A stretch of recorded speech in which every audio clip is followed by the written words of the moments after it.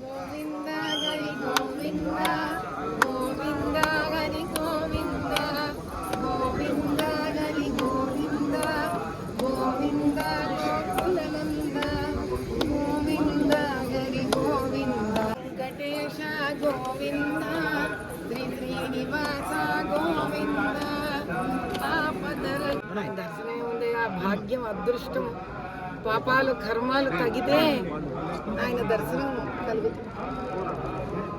పాపం పెంచుకోవాలంటే కూడా ఒకసారి ఆయన నగలు చూస్తే కూడా కోరికలు వచ్చేవాళ్ళు. కోరికలు వస్తాయి మన మనసును బట్టి కదా.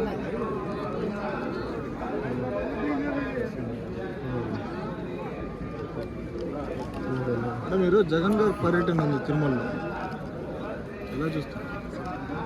ఆయన నేను మీకు ఒకటే చెప్పగలను, పరమాత్ముడు ఏ ధర్మాన్ని నమ్మే వాళ్ళకి ఆ ధర్మంలో పరమాత్ముడు వాళ్ళ దేవుడు. నేను హైందవ ధర్మాన్ని నమ్ముతాను.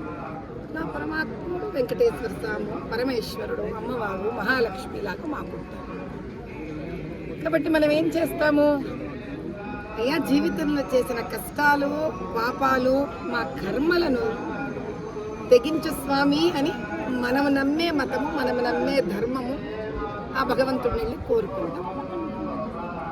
అంతేగాని మనం నమ్మిన దేవుణ్ణి వెళ్ళి మనం ఏ రకంగానూ కష్టపెట్టము, నష్టపెట్టము, దోచుకోము కదా.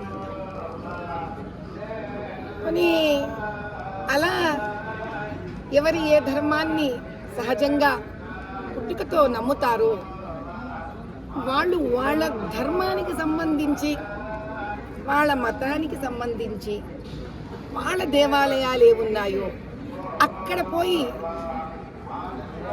తప్పు కార్యక్రమాలు కానీ దేవుడికి నష్టం జరిగే కార్యక్రమాలు కానీ చేస్తారా? మనిషిగా పుట్టినందుకు మాకు మా ధర్మాన్ని సంరక్షించుకుంటేనే కదా మా గుర్తింపుని సంరక్షించుకున్న వాళ్ళం అవుతాం.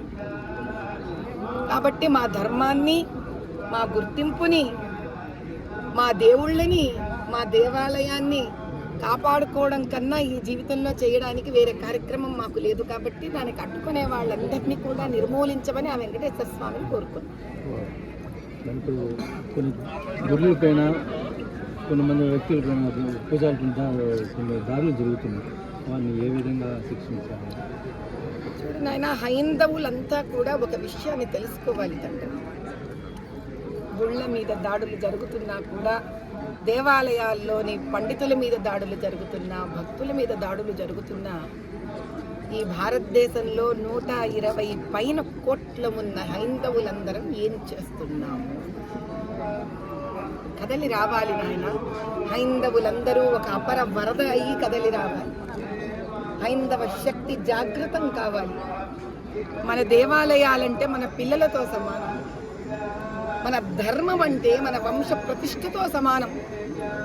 కాబట్టి ఆ దేవుడిని, దేవాలయాలని, మన ధర్మాన్ని కాపాడుకోలేని వాళ్ళం మన వంశాలను, మన పిల్లలను ఏం కాపాడుకోగలుగుతాం? తరాలను ఎక్కడ కాపాడగలుగుతాం? కాబట్టి ఇది ఒకరి బాధ్యత కాదు, మనందరి బాధ్యత అని భావించే వ్యక్తిని కాబట్టే నేను తరలి వచ్చాను.